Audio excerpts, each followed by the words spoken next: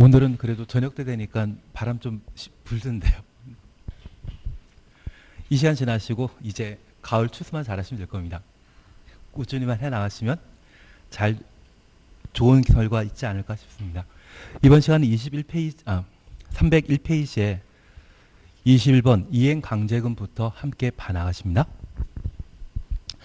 우선 1번입니다. 허가권자는 이행 강제금 부과하기 전에 미리 문서로 계고하여야 한다. 서면 계고에 해당되는 것으로 1번 맞습니다. 2번입니다. 그냥 지나시고 3번입니다. 연면적 60제곱미터 이하의 주거용 건축물, 연면적부터 주거용 건축물까지 가로 해놓습니다. 바로 광해 단독택이나 공동택을 말합니다. 법정 이행 강제금의 2분의 1 범위에서 조례가 정하는 금액을 부과하여야 한다. 개정된 내용으로 3번 옳습니다. 3년 전까지만 하더라도 85제곱미터를 서민으로 파악했다가 이번 정권에서 60제곱미터로 이행 강제금의 감경 기준을 강화시켰습니다. 그래서 최근 개정된 사항으로 3번 꼭 한번 눈에 익혀놓습니다. 4번입니다. 허각 대상 건축물을 허가받지 않고 건축하여 벌금이 부과된 자에게는 이행 강제금 부과할 수 없다. 4번의 경우 이행 강제금 부과할 수 있습니다. 여기 벌금은 행정, 형벌에 해당되는 것이고 이행 강제금은 집행벌의 성격을 가집니다. 그래서 가끔 코로나와 관련되어 집합금지 명령을 내린 데 불구하고 모여서 시공자 선정하는 한남 3구역 같은 경우에는 이때 집행벌 형태로 금전적인 제재에 가할 수 있거든요. 그게 이행 강제금입니다. 그래서 행정 형벌인 벌금과 이행 강제금은 중복하여 부과하는 것이 특징입니다. 그래서 벌금 부과했을 때 이행 강제금 부과할 수 없다. 이 말로 하면 바로 틀린 것으로. 그리고 우리는 잘 알고 있는 게 있지 않습니까? 끝에 없다를 넣으면 19번 틀리다. 예, 그것만 하더라도 공법에서는 한 10점 이상은 나오실걸요. 4번 정답이 되게 됩니다. 그리고 5번 시정명령 이행받은 자가 시정명령 이행한 경우에도 이미 부과된 이행강제금은 납부하여야 한다. 이미 부과된 이행강제금에 대해서는 징수, 납부 대상이라는 것 확인해 놓습니다. 그래서 답을 4번으로 해주시는데 여기 이행강제금과 관련되어서는 최근 개정사항이 있기 때문에 꼭 한번 정리해 놓으셔야 됩니다. 나는 이행강제금 잘 알고 있다.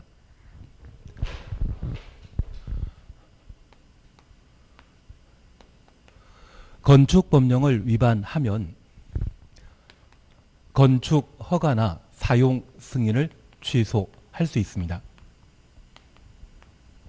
대신 취소하여야 한다 이 말 나오게 되면 우리는 2, 3은 6입니다. 허가받고 2년 내 공사 착수하지 않거나 공장의 경우는 3년 내 공사 착수하지 않을 때 건축허가 취소하여야 한다.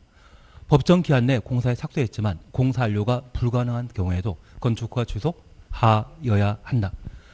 착공 신고 전에 경매 등의 방법으로 대지 소유권 상실한 경우 6개월 지나도록 공사 착공이 불가능한 경우에는 건축허가 취소하여야 한다.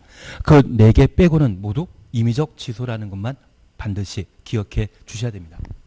그리고 두 번째입니다.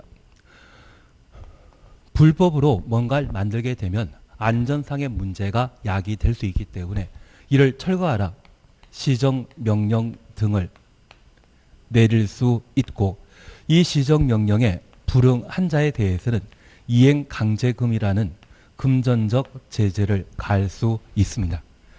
그리고 위법한 건축물을 일반인들이 사용하지 못하도록 해당 건축물에 대한 영업허가 등을 거부해달라 관할 관청에 요청할 수 있는데 학원을 설립하고자 한다면 교육청으로부터 학원 설립인가나 신고에 관한 절차를 거쳐야 되거든요. 그래서 지금 이 건물이 불법 건축물이라면 시군 구청장이 교육청이나 또는 관계 행정기관장에게 해당 건축물에 대해서는 영업허가 내주지 말라 그런 요구를 할 수 있습니다. 그리고 불법 건축물이라는 것을 누구나 알 수 있도록 그곳에 표지를 부착하게 됩니다. 가끔 TV 보다 보면 모 교회 앞에 출입금지라고 하는 뭐 딱지 붙은 것 보신 적 있다고 하면 그게 표지 부착에 해당되는 것으로 파악해 놓습니다. 그래서 불법 건축물에 대해서는 4가지 1차적인 규제를 가할 수 있고 이행강제금은 1차 규제이다, 2차 규제이다. 2차 규제에 해당된다는 것을 파악해 주시는 게 필요합니다. 그래서 이 이행강제금의 부과 대상은 위반 건축물로서 시정명령에 불응한 때 건축주에게 또는 건물 소유자에게 부과하는 금전적 제재를 이행강제금으로 파악하게 됩니다. 이러한 이행강제금은 대인적 성격을 가진다는 것을 파악해 놓습니다. 위반 건축물에 부과하는 것이 아니라 시정명령에 불응한 자에게, 사람에게 부과한다는 것 파악해 놓습니다. 이런 이행강제를 부과하게 되면 그 부과 기준과 관련되어 건물에 세금을 부과하게 되면 시가 표준액을 토대로 해서 세금을 부과 징수하도록 되어 있습니다. 공포과 관련되어서는 웬만하면 시가 감정평가액이지만 이행강제금 산정 기준에 대해서는 뭐다? 시가 표준액을 토대로 한다는 걸 파악해 놓으시고 총 공법과 관련되어 4가지 경우에는 시가 표준액 안 나옵니다. 우리 10년 장기 미집행 도시군 계획설 부지 중에 지목되어 있는 경우에는 공치법에 따른 가격이라는 것 기억하시고 원형지 기억나시겠습니까?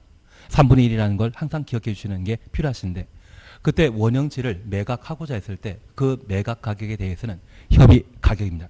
감정 가격 기준으로 기반 설치 비용을 가산한 금액을 토대로 도시개발 사업 시행자와 원형지 개발 사업자 사이에 협의하여 가격 결정하도록 되어 있고 얘가 3번째입니다. 그리고 나중에 농지법 공부하시게 되면 농지법의 이행강제금은 토지 가격의 20%를 부과 징수하도록 되어 있는데 그런 부분들을 나중에 천천히 한번 봐나가시면 되실 겁니다. 다만 여기도 시가표준에 기준을 한다는 것만 파악해 주십니다. 통상 법령 위반 시에는 저 시가표준액의 10%의 위반 면적을 곱하여 이행강제금을 산정하도록 되어 있는데 예외적으로 최대 50%의 시가표준액을 고려하는 경우가 있습니다. 건축 허가받지 않고 건축하거나 용적률 초과했거나 건폐율 초과했거나 신고하지 않고 건축 등을 한 경우에는 시가표준액의 50% 범위 내 이행강제금을 산정하도록 되어 있는데 허가 시에는 50% 거대입니다. 용적률 초과했을 때는 45%, 건폐율 초과 시에는 35%, 건축신고 위반 시에는 30%인데 이게 최근 시험에 나왔기 때문에 올해 나온다 안 나온다? 절대 안 나옵니다. 다만 우리 괘씸한 게 무허가 건축행위가 좀 괘씸하지 않습니까? 건폐율과 용적률 중에 좀 더 괘씸한 것은 용적률. 용적률은 층수가 달라집니다. 그래서 이러한 것들은 최근 기출문제 출제되었기 때문에 크게 신경 쓰지 않지만 나중에 이런 유형이 또 나오게 된다고 하면 가장 괘씸한 게 무엇인지 그것 한번 기억해 주시는 게 필요합니다. 다만 제가 부탁드릴 것은 허가나 신고하고 건축행위가 완료되게 되면 사용승인 받아야 되거든요. 그 사용승인 위반 시에는 얼마? 시가표준액의 10% 기준으로 위반 면적을 곱하여 이행강제금을 부과 징수하도록 되어 있습니다. 그런데 이러한 이행강제금을 부과함에 있어서 가중하는 경우와 감경하는 경우가 있습니다. 괘씸하면 가중하고 봐주만 하면 감경하게 되거든요. 특별히 우리가 기억하실 것은 이 감경 사유와 관련되어 위반 행위 후 소유자가 바뀌는 경우가 있습니다. 그래서 우리 아파트 분양하지 않습니까? 불법 행위는 사업자가 했는데 그 행위 후에 분양이 이루어져서 소유권자 바뀌었다고 하면 현재 소유자가 잘못한 거 아니거든요. 그럴 때는 감경 대상이라는 것 기억하시고 방금 보셨던 연면적 60제곱미터 이하의 주거용 건축물 공동택의 경우는 세대 면적이 60제곱미터 이하인 때 이행강제금을 절반까지 감경할 수 있다는 것 기억해 놓으시고 가중과 관련되어서는 세금 산점 사이에 2회 이상 동일한 위반 행위했다고 하면 이것 상습범이거든요. 가중 사유가 된다는 것만 기억해 놓습니다. 그리고 재미로 기억하실 것이 불법으로 건축물을 건축하거나 용도 변경한 것 특별히 불법으로 건축하게 되었을 때 신축, 증축의 경우에는 건물 규모 크시거든요. 개축, 재축의 경우는 종전과 동일한 규모이기 때문에 이러한 것들은 이행강제금의 가중사유가 될 수 없습니다. 뭐만? 신축, 증축 행위만. 그래서 용도 변경하거나 불법으로 신축 증축한 면적이 50제곱미터 초과하면 가중 사유가 된다는 것 기억해 놓으시고, 만약 불법으로 다세대 주택이나 다가구택의 세대수 가구 수를 얼마? 5세대, 5가구 이상 늘렸다고 하면 가중 사유가 된다는 것 파악해 놓습니다. 그런데 하나 알아주실 것이 있습니다. 3년 전까지만 하더라도 이렇게 가중하게 되면 2분의 1, 원래 부과했던 금액의 50%를 가중하던 것이 특징인데, 2년 전에 법을 개정하면서 100분의 100 가중하도록 법을 개정했거든요. 원래 우리가 공인중개사법의 행정처분과 관련된 가중은 중한형의 100%입니까? 2분의 1입니까? 2분의 1 가중하는 것이 특징입니다. 만약 100% 가중하는 것이 있다고 하면 그것은 미국이나 영국에서 가능한 이야기고, 대한민국에서는 중한형의 2분의 1인데 이번 정권에서는 100분의 100으로 싹 바꿨는데 저도 모르고 바꾸더라고요. 아마 알았으면 아마 저도 이거 위헌 소지 있지 않냐고 의견서 한번 냈을 것 같습니다. 이번 정권에는 좀 무리수를 많이 둡니다. 하고 싶은 거 많이 하는데 그 중에 한 형태라고 이해해 놓습니다. 원래 모습은 얼마였다? 50% 가중하는 것이기 때문에 불법으로 신축, 증축, 용도 변경했을 때 얼마? 50초과이고요. 불법으로 다세 다가구택을 늘리더라도 50세대는 아니겠죠. 50세대는 아파트 한 채 하나 만들어지는 겁니다. 그래서 5세대 이상 늘어나게 된다고 하면 그때는 가중 사유가 된다. 그 정도만 파악해 놓습니다. 좀 이걸 정리해 주시는 게 오래 하실 일입니다. 제가 부탁드리는 것은 이 가중, 감경을 이번에 한번 다뤄줘야 되거든요. 그래서 쪽 저것을 한번 확인해 놓습니다. 이런 이행강제금은 허가권자가 계고 등의 방법으로 부과 징수하게 되며, 특별히 이 이행강제의 부과 방법에 있어서 1년에 2회 이내 반복하여 부과 징수하게 됩니다.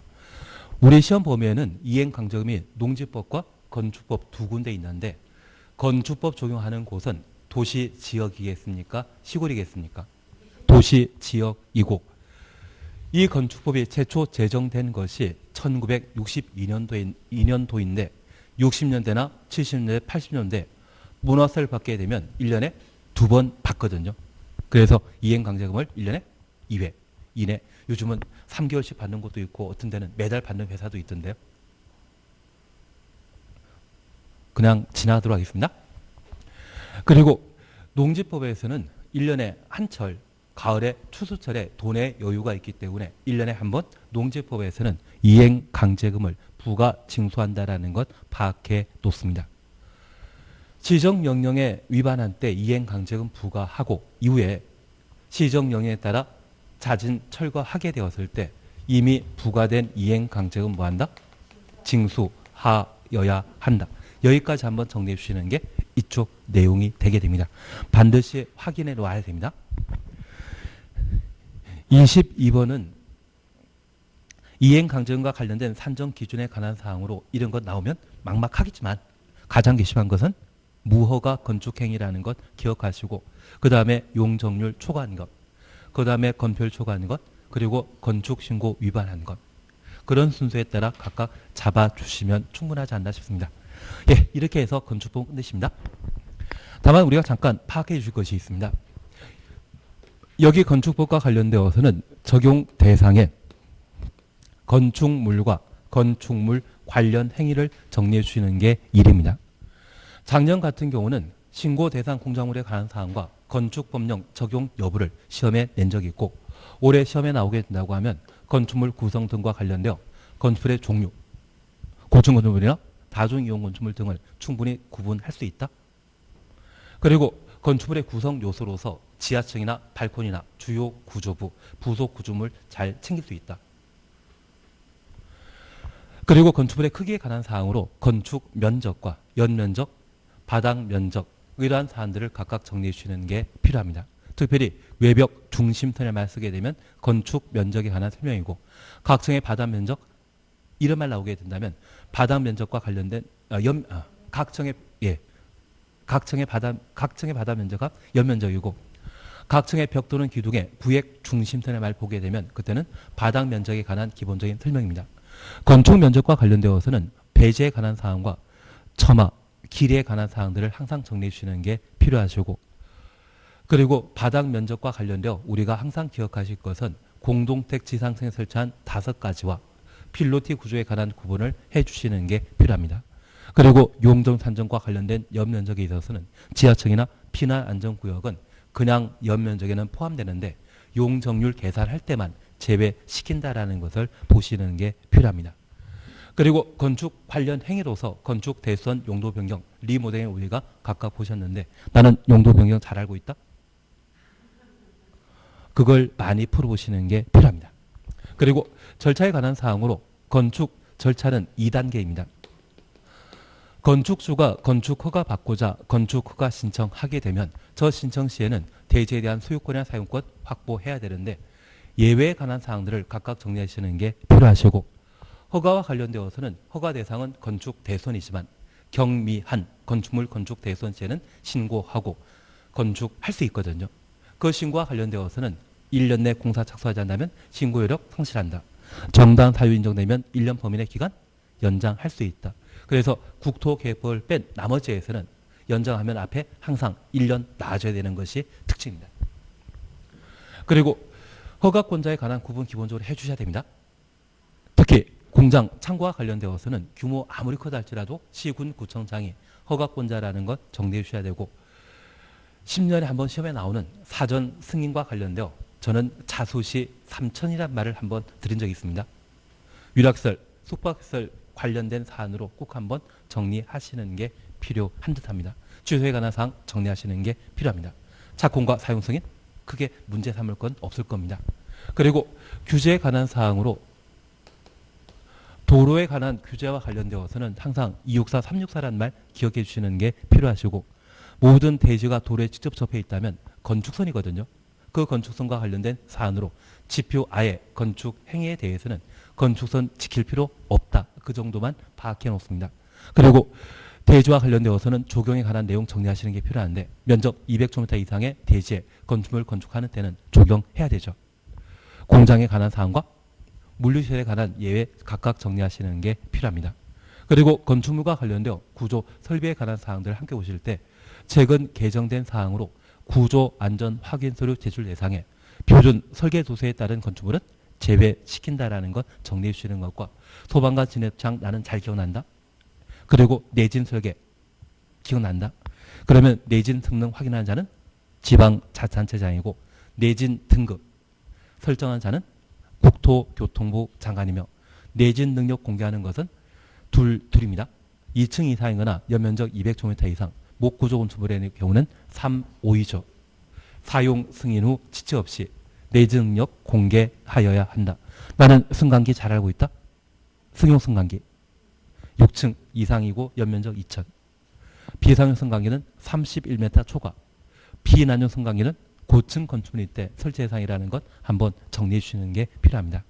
그래서 비난용 승강기의 경우는 고층 건축물에 설치하도록 되어 있고 승용 승강기 한 대 이상을 비난용 승강기로 바꿔야 된다. 그 정도를 한번 구분해 주셔야 됩니다. 그리고 규제 완화와 관련되어 공개 공지에 관한 사항 함께 정리하셨고 그 공개 공지 확보하게 되면 용적률과 높이 제한 규정을 1.2배 완화 가능하다라는 것 기억하시고 특별건축구역, 건축협정, 결합건축 특별히 건축협정과 관련되어서는 착공신고 후 20년 지난 때 폐지할 수 있는데 폐지 방법은 과반수 동의라는 것 기억해 놓으시고 결합건축과 관련되어서는 협정 유지기간은 30년인데 30년 때 폐지할 수 있습니다. 저는 동의해야 되죠. 허가권자에 뭐한다? 신고하여야 한다. 결합건축할 때는 허가받아야 되고 폐지할 때는 결합건축 폐지할 때는 신고한다. 그 정도를 각각 구분하시는 게 필요한데 잘 아시는데 다들 끝나고 나니까 모른 척 하시고 이게 만만한 겁니다. 하면 만만하지. 예. 앞으로 우리는 더 잘하실 수 있습니다. 예, 이제 주택법에 관한 사항들을 함께 정리해 나가십니다. 여기 건축법에서 한 4문제, 5문제 맞추시면 주택법에서는 6문제에서 7문제를 맞출 수 있습니다. 그래서 현재 주택법은 우선 적용 대상으로 사업계획 승인 대상 30세대 이상의 주택 건설 사업에 관한 내용을 각각 다루게 됩니다. 다만 우리가 하나 이해하실 것이 있습니다. 30세 이상의 주택을 건설하게 되면 내가 살 집입니까? 팔 집입니까? 팔 집이라는 것 기억해 주시면서 적용 대상과 관련되어 공공택지에 관한 사항으로 세종시나 최근 나라에 살펴한 3기 신도시가 모두 수용 방식으로 공동택 건설하는 용지가 되거든요. 이러한 땅을 공공택지라 하고 이러한 공공택 중에 왕숙지구의 경우는 6만 6천 세대를 건설 공급하고자 발표했는데 6만 6천 세대를 현대건설에서 다 건설한다? 아니지 않겠습니까? 대신 우리 중으로 시작하는 곳, 부로 시작하는 곳, 서로 시작하는 곳 몇몇 회사에서 만든 거는 잘 생각하고 보내받으셔야 됩니다. 저보다 더 잘하시네요. 저보다 더 잘하시기 때문에 저도 더 이상. 대신 이렇게 공공택지를 여러 사업체가 아파트를 건설하게 되면 아파트 건설하는 공간을 주택단지라 하고 이러한 주택단지에는 주택과 부대시설, 복리시설, 간선시설 등을 각각 설치하게 됩니다. 그리고 이러한 주택이 시간이 지나 노화되게 되면 리모델링 하도록 되어 있거든요. 최근 적용 범위와 관련되어 시험에 내게 된다고 하면 얘를 종합 문제로 다루는 경우가 허다하기 때문에 가장 기본적인 것들을 자주 봐주시는 게 필요하지 않나 싶습니다. 그래서 우선 적용 범위에 관한 사항들을 함께 보시는 게 필요합니다. 올해도 변함없이 두 문제가 여기서 나옵니다. 주택법은 하면 만만하다. 예, 그래서 304페이지에 1번 용어에 관한 설명으로 옳은 거 찾도록 되어 있습니다. 찾으셨죠? 작년 문제인데 주택단지에 해당되는 토지가 폭 8m 이상의 도시계획 예정 도로로 분리된 경우 분리된 토지는 각각 별개의 주택단지로 본다. 1번 맞습니다. 1번 맞으면 더 이상 다른 거 볼 필요 없죠. 2번입니다. 단독택에는 다가구택이 포함되지 않는다. 단독택에는 공관이 주택법에서는 배제되고 다가구택 포함됩니다. 그리고 3번입니다. 공동택에는 아연타이죠. 기숙사는 주택법에서는 준주택이고 기숙사 대신 다세택이 들어가줘야 됩니다.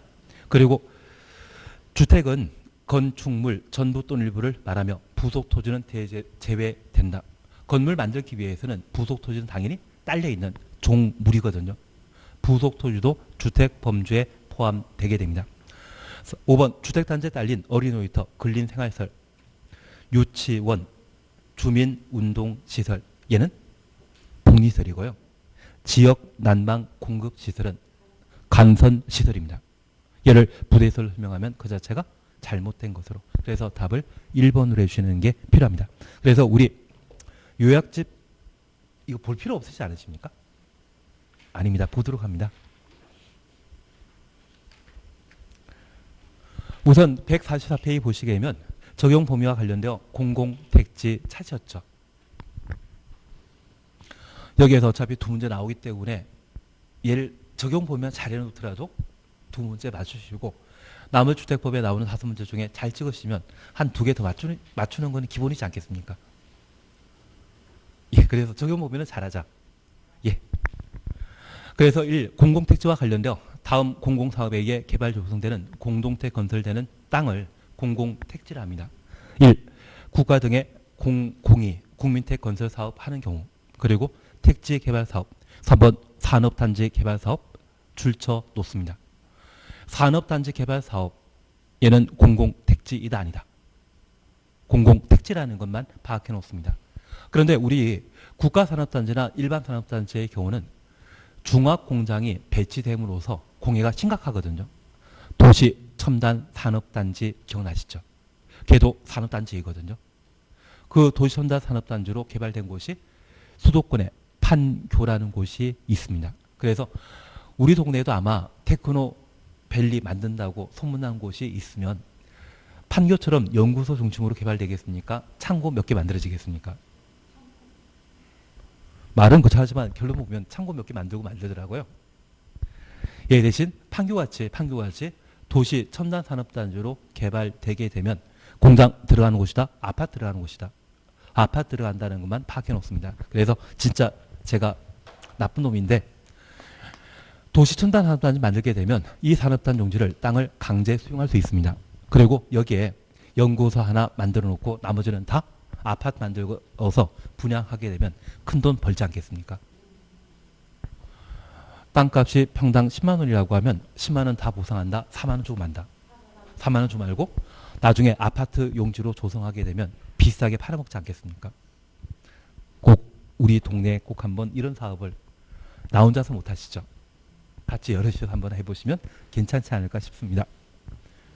도움이 안 되는 이야기였지만 산업단지 개발 사업은 어디에 속한다? 공공택지라는 것 파악해 주시는 게 필요합니다. 그리고 이 주택단지와 관련되어서는 박스 속에 2번, 3번 작년 시험거리이기 때문에 더 이상 안 넣을 겁니다. 28 차시였죠.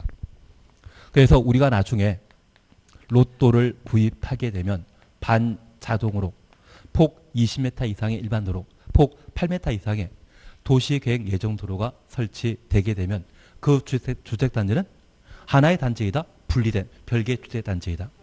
별개 주택단지. 이게 작년 시험거리입니다. 그래서 28이라는 말은 나중에 로또 살 때 올해는 나온다 안 나온다? 안 나옵니다.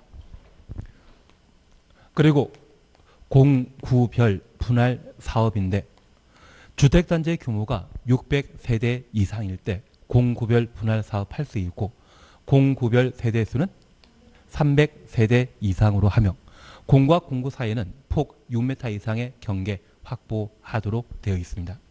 사업계획 승인은 주택단 전체에 걸쳐 받도록 되어 있고 공구별로 착공심과 사용검사만 따로 할 수 있다는 것 파악해 놓습니다. 다만 이러한 것들은 작년에 시험에 나왔던 형태이기 때문에 크게 신경 쓰는 거 아닙니다.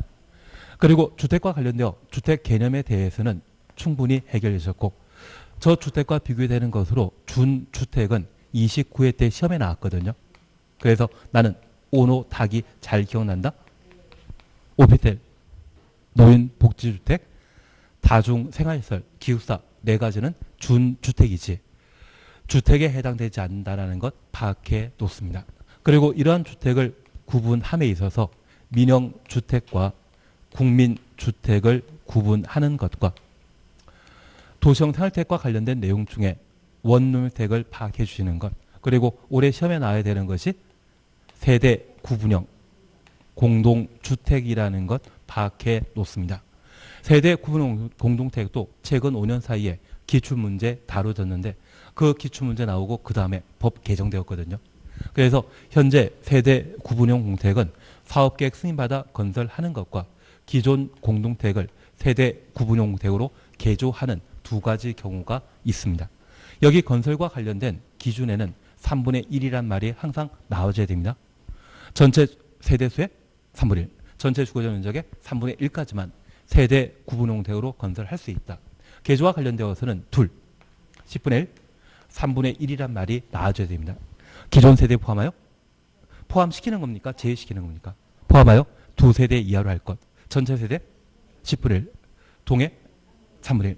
이걸 각각 정리해 주시는 게 필요합니다. 이게 해결되셨다고 하면 그 다음에 원룸주택과 관련된 사항으로 원룸주택의 최대 규모는 50제곱미터 이하이고 그 주거면적이 30제곱미터 이상의 경우는 두 개 공간으로 구분할 수 있다. 그리고 원누명 주택의 경우에는 85제곱미터 초과하는 딱 한 세대의 도시형 생활주택 외주택을 함께 건축할 수 있는데 상업지역 또는 준주거지역의 원룸주택의 경우에는 세대수 제한 없는, 면적 제한 없는 일반 주택을 함께 건축할 수 있다는 것 정리해 주시는 게 필요합니다. 그래서 원주택과 관련된 건축 제한의 예외가 인정되는 용도 지역은 어디? 상업지역과 준주거지역. 상업지역, 준주거지역. 도시형 생활주택의 가장 큰 문제는 주차장 문제이거든요. 상업지역과 준주거지역의 경우는 회사가 많은 것으로서 저녁 시간대는 회사에 일하시는 분들이 모두 퇴근해 버리거든요. 그런 상업지역과 준주거지역의 경우는 공용주차장이 충분히 확보되어 있기 때문에 이 원룸주택에 거주하는 분들이 퇴근하시더라도 주차장 문제가 야기되지 않는 그런 특징이 있을 겁니다. 그래서 걔를 정리해 주시는 게 필요합니다. 그리고 나는 부대시설 잘 구분할 수 있다? 주택에 달린 필수시설, 그래서 관리사무소나 단지 내 주차장, 공원 등이 있다면 모두 부대시설이고요. 단지 내 상가나 주민 공동시설, 주민 운동시설, 경로당, 놀이터 등이 있다면 복리시설에 해당하게 되고, 특별히 지역 난방시설은 부대시설이다, 간선시설이다. 간선시설이라는 것 기억해 주시는 게 필요합니다. 그 정도 해주시면 충분하지 않나 싶습니다. 예, 그래서 그러한 것들이 옆에 페이지에 공구와 관련되어 600세대 이상일 때 공구별 분할사업 할 수 있다. 착공신고 사용공사 별도 수행할 수 있는 구역이다. 확인되시겠습니까? 세대수는 300세대 이상이라는 말 눈에 익혀놓습니다. 그리고 준주택 사셨죠? 막말로 이게 다시 나올 수 있거든요. 오너탁이라는 것 다시 한번 확인하시고, 준주택에 해당되는 경우는 사업계획 승인받아 건설한다. 건축 허가받아 건축한다. 건축 허가 대상이라는 것 파악해 놓습니다. 한 장 넘기시면 민영주택과 국민택에 관한 기본적인 구분인데 크게 보실 필요 없고요. 국민택 규모와 관련되어 원칙 얼마? 85제곱미터 이하라는 것 확인하시고, 소도권을 제외한 도시적 아닌 읍면 지역, 이러한 장소 요건 갖추게 되면 최대 100까지 할 수 있다. 확인만 해놓습니다. 그리고 3. 도시형태과 관련되어 1. 세대 구분형 공택 사셨죠? 사업계획 승인받아 건설하게 되면 항상 3분의 1 나와야 됩니다. 공동택 관리법에 따라 허가받아 만들게 된다고 하면 기존 세대 포함하여 2세대 147페이지 사셨죠? 그리고 세대별로 구분된 공간마다 욕실, 부엌, 구분 출입문 설치하고 전체 세대수의 10분의 1, 동해 세대 3분의 1 각각 초과하지 아니할 것, 구조, 화재 등의 관계 법령에 적합한 안전 기준 충족할 것, 그 정도를 눈에 익혀놓습니다. 어차피 시험에 내게 되면 박스 만들어 놓고 다음 중 공동택 관리법에 따라 세대 구동택의 기준 또는 사업계획 승인받아 건설하는 기준을 각각 따로 물어볼 수 있거든요. 그걸 잘 챙기시는 게 필요하십니다. 도시형태과 관련되어서는 원룸주택에 관한 사항과 건축제한에 관한 내용을 항상 정리해 주셔야 되고, 특히 건축제한과 관련되어서는 한 장 넘겨 원누명주택과 85제곱미터 초과이죠. 주택 딱 한 세대 함께 건축할 수 있는데, 준주거지역 또는 상업지역의 경우에는 원누명주택과 도시형태택 외주택을 함께 건축할 수 있다. 그 정도 눈에 익혀놓습니다. 그리고 장수명주택이라는 말 찾으셨죠? 오랫동안 유지 관리할 수 있는, 이 말 보게 되면 수명 긴 주택이다. 그런 의미에서 장수명주택에 관한 설명이라는 것 파악해 뒀습니다. 부대시설, 복리시설에 대해서는 충분히 파악하셨고, 4번 간선시설과 관련되어 주택단지 안의 기관시설과 단지 밖에 같은 종류의 기관시설을 연결시키는 시설을 말하는데, 가스, 통신, 지역 난방시설 세 가지에 대해서는 단지 안에 기관시설 포함한다. 확인되시겠습니까? 가스, 통신, 지역 난방시설이라는 말 눈에 익혀주시는 게 필요합니다. 그걸 해주시는 게 필요하거든요. 예, 그래서 1번 문제 하나 해결하신 걸로 알고 있겠습니다. 2번 그냥 한번 풀어봐 주십시오. 안 푸셔도 상관없을 거, 그냥 풀어보시는 게 나을 것 같습니다. 그리고 3번 찾으셨죠? 기존 주택을 공동택 관리 법령상 행위허가받아 세대 구분형택으로 설치하는 경우 그 기준에 관한 설명으로 틀린 것 찾도록 되어 있습니다. 구분된 공간 세대 수는 기존 세대 포함하여 2세대 이하이어야 한다. 기존 세대 포함한다, 제외시킨다. 포함한다라는 것 눈에 익혀놓습니다. 3번입니다. 주택단지 전체 세대수의 10분의 1 이하이어야 한다. 맞습니다. 그리고 4번입니다. 해당 동의 전체 세대수의 10분의 1 각각 넘지 않아야 된다. 동의 3분의 1이죠. 전체는 10분의 1, 동은 3분의 1이라는 것 눈에 익혀놓습니다. 그리고 5번입니다. 리모델링 통하여 건설된 세대 구분형택의 세대수의 경우에도 구분된 공간 세대에 관계없이 하나의 세대로 산정한다. 그냥 법정 세대수는 하나라는 것만 파악해 놓습니다. 그리고 4번입니다. 4번은 혼자 풀어봐 주십시오. 옳지 않은 차트록 되어 있는데 바로 5번 보시게 되면 세대 구분형택의 세대별로 구분된 각각의 공간은 50제곱미터 이하이어야 된다. 이런 면적 제한 없다라는 것만 기억해 놓습니다. 다만 우리 기억하시길 사업계획 승인받아 세대 공동주택을 건설하게 되면 항상 3분의 1이죠. 예, 전체 세대 수의 3분의 1, 전체 주거 전적의 3분의 1. 그래서 3번, 4번, 3분의 1이라는 말 눈으로 확인만 해놓습니다. 4-1에 대해서는 그냥 건너뛰시겠습니다. 그리고 5번 찾으셨죠? 도시형 생활택에 관한 설명으로 틀린 거 찾도록 되어 있습니다. 1번 도시형 생활택이란 300세대 미만 동원해 놓습니다. 가끔 이하라고 시험에 냅니다. 미만과 이하는 서로 다르다는 것 파악하실 수 있을 겁니다. 그리고 국민주택으로서 국민주택 추천했습니다. 국민주택입니까? 국민주택 규모입니까? 국민주택 규모. 도시지역에 건설하는 대통령령이 정하는 주택을 말한다. 그래서 1번 틀린 정답이 되게 됩니다. 이하란 말과 미만 구분해 주시는 것과 국민주택과 국민주택 규모 차이를 파악해 주시는 게 필요하십니다. 그리고 하나 여쭐 게 있습니다. 사업계획 승인받아 500세대의 단지형 연립주택을 건설할 수 있다. 이 말 나오면 단지형 연립주택도 도시형 생활택에 해당되는 것으로서 사업계획 승인받아 건설할 수 있는 최대 세대수는 300 미만만. 그래서 만약 사업계획 승인받아 500세대의 원주택을 건설할 수 있다. 이런 이야기 나오면 무조건 틀린 것으로 파악해 놓습니다. 도시형 생활택을 건설하게 되면 사업계획 승인받더라도 최대 얼마까지만? 300 미만까지만 가능하다라는 것 확인해 놓습니다. 나머지 부분에 대해서는 크게 신경 쓸 필요 없을 겁니다.